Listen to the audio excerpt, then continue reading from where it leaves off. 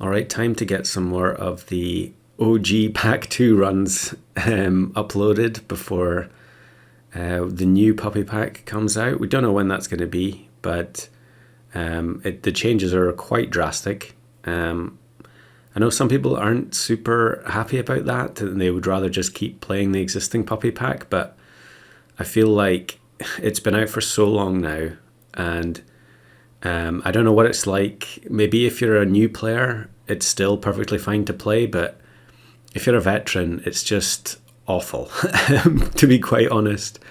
And there are almost no workable archetypes other than tall scaling, and I guess wide scaling as well with T-Rex and Poodle.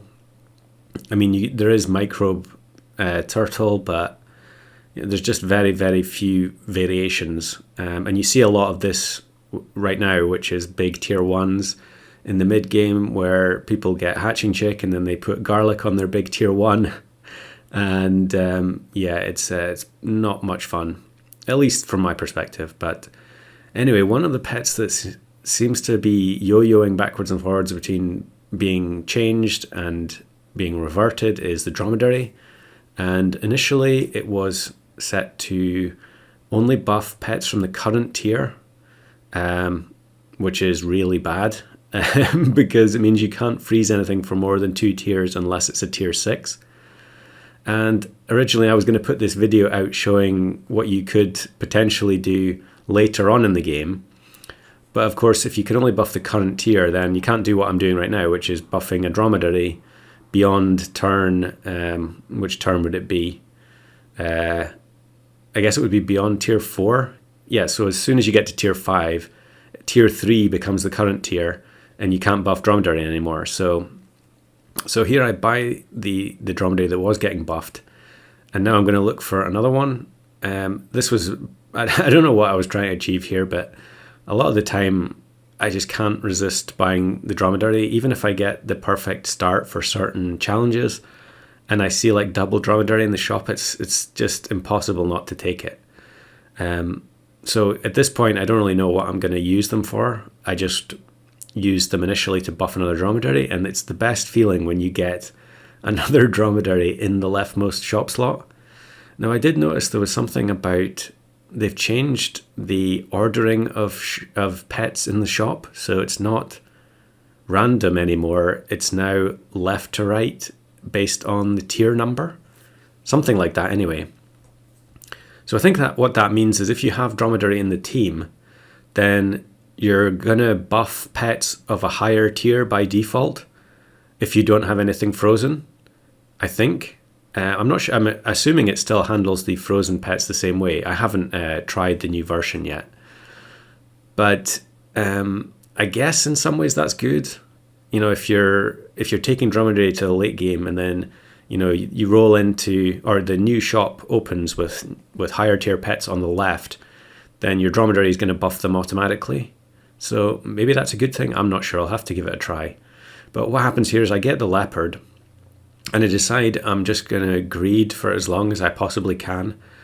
We're on 3 hearts, and luckily I managed to get another dromedary, so the leopard is going to get plus 5/5 per turn that I can survive. So I'm willing to potentially sack a couple of lives in order to get the leopard boosted even higher. And here, thankfully, the llama carry is with garlic is enough. Scorpion is not that good. In fact, it's very poor in pack 2 because it just gets destroyed by weakness a lot of the time. But I always, it feels like I get hit by it so often. But sometimes, if you're greeding, you just have to go for it. And I don't change to the melon there, as you could see. But I do get the second leopard into the back to tank. And I think here we're gonna lose here because Tiger Eagle is just very good. Eagle is another pet that's been changed multiple times. I'm not entirely sure what the final version of that's going to look like. It was nerfed very slightly, but it seems like it's now been buffed pretty heavily. I don't know. I always feel like the test server is difficult to get a true grasp of what the changes are going to mean. And here I get matched with this person, William, who I get matched with all the time, just constantly in pack 2, because the player pool is so small. But this time I get the better of him. I've had some really painful losses to that person in recent memory, so that's why the name sticks out so much.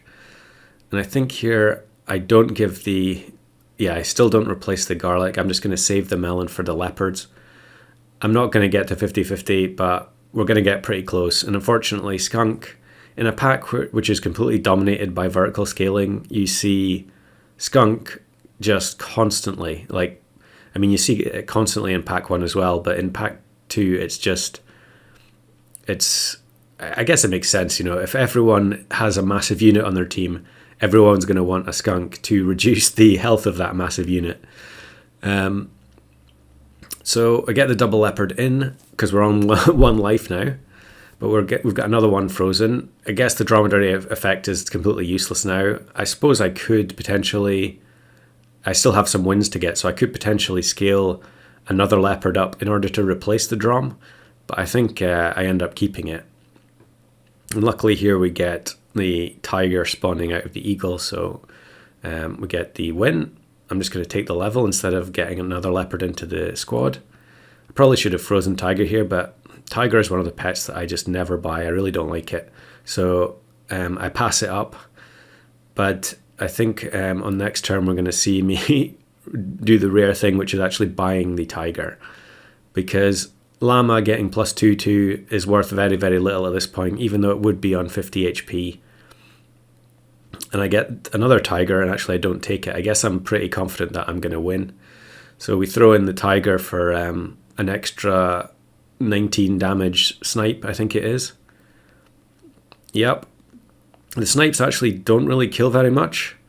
But yeah, massive level 3 ladybug. Another thing that you see constantly is the perma tier 1 kept forever.